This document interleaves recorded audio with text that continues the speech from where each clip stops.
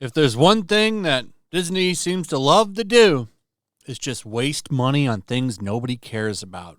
She-Hulk Attorney at Law to receive a second season after the strike. So that's one of the first things they're going to get working on. Are you going to get Dr. Doom or any of these other characters that you care about? No. You're getting a second season of She-Hulk. A show nobody watched, by the way. The ratings for this show are embarrassing. I think it's the lowest viewed Marvel show next to Miss Marvel.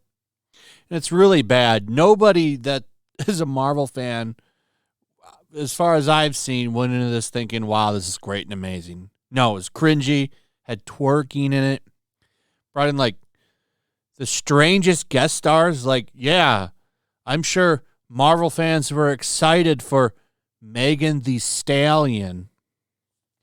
It's a very strange series. Awful. Nobody liked it, other than a couple of people on Twitter or X or whatever you want to call it now.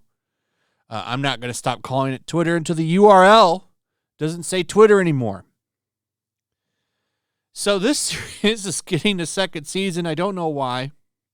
It's almost like they want to make this stuff in spite of fans.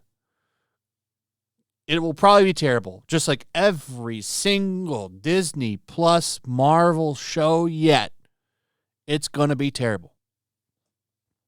So this is just a rumor, but I'm going to guess it's probably true because the one thing that Disney Marvel loves doing is making things nobody wants. Like Agatha Harkness getting a show, Echo.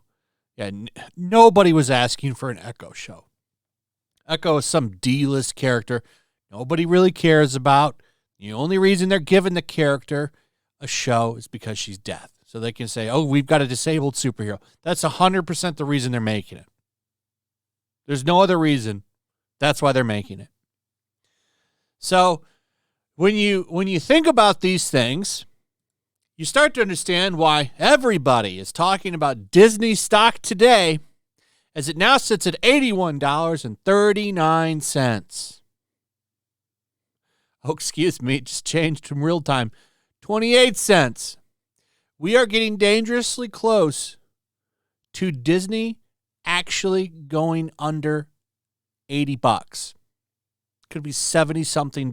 This is a catastrophe for Disney. We are now at 10-year low. A lot of people kicking around 9. I think it's 9 or 10. How low can it go? This is bad. This is worse than it was 2 years ago during the lockdown coof. Everybody was talking about that because it went through a similar free fall, but it never got this low. Now it's at 81.20. Just keeps on dropping.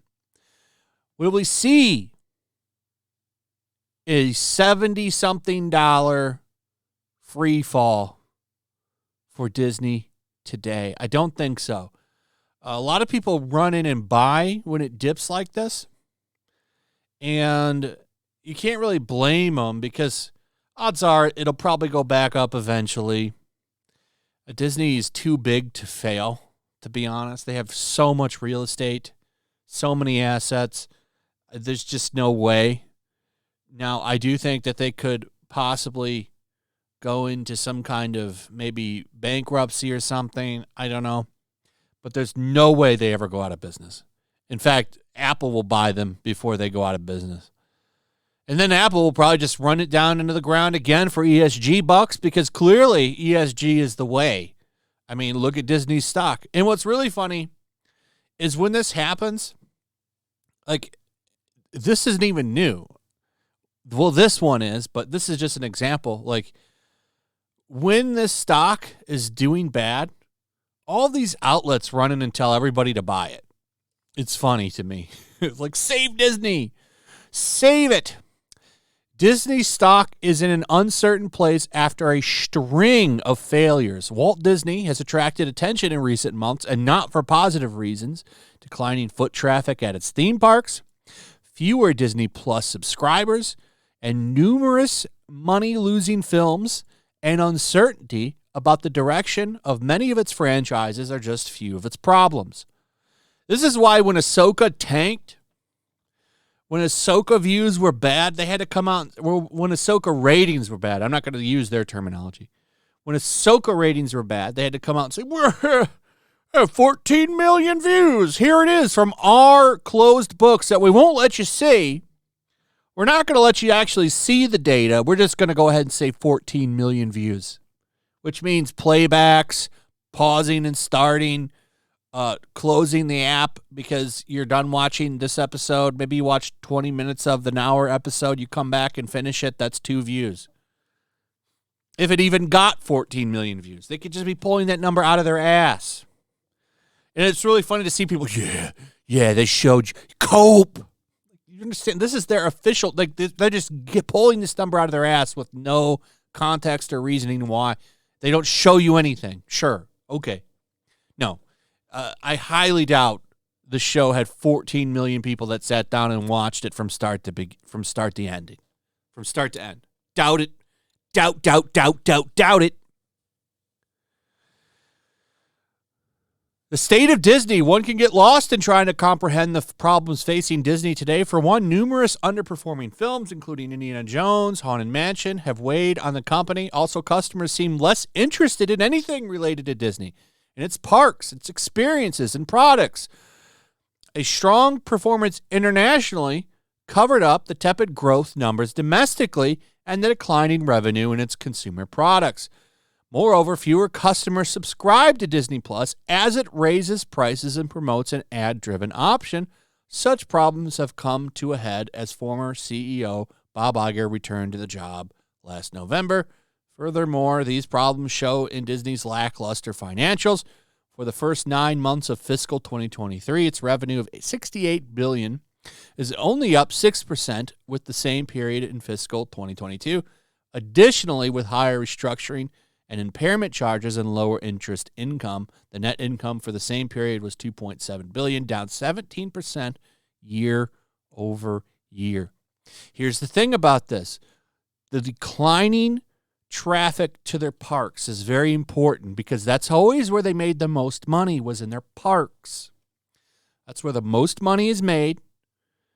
And for them to keep those parks afloat, for them to keep customers coming in, for that to be a big family destination, a place where people come and hang out and immerse themselves in Disney, you need your products to do well in culture. Your movies need to do well. Your merchandise needs to do well. People need to be excited about Disney. Like I've said before, going to a Disney movie used to be an event. Nobody is doing that anymore. Haunted Mansion would have been a major movie 15, 20 years ago. Every kid would have went to see it. That's not the case anymore. People are wary on these movies. They don't know if they're going to have like bullshit in them, or maybe they think that they're just mundane, not worth going to see. We'll wait for it to come to Disney Plus. Disney Plus is a curse to this company. And Disney Plus could have been massive. They have so much shit in their vault, they could have just put their entire vault on Disney Plus, and it would have sold itself. But instead, they're like, we're going to keep all that locked away. Here's a bunch of new shit that nobody wanted. Nobody wanted. And they keep talking down on their old shit. That old Snow White movie, that's sexist. Here's this new one.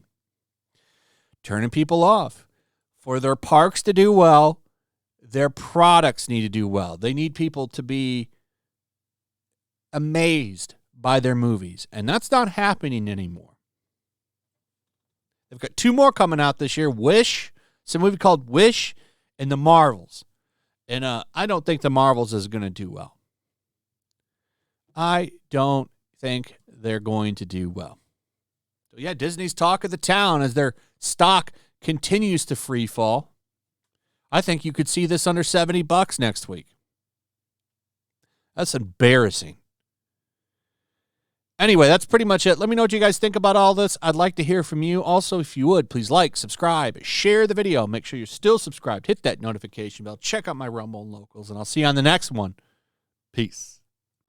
Make sure to check out my locals. There's a link in the description. It's a fun community that I'm trying to build over here.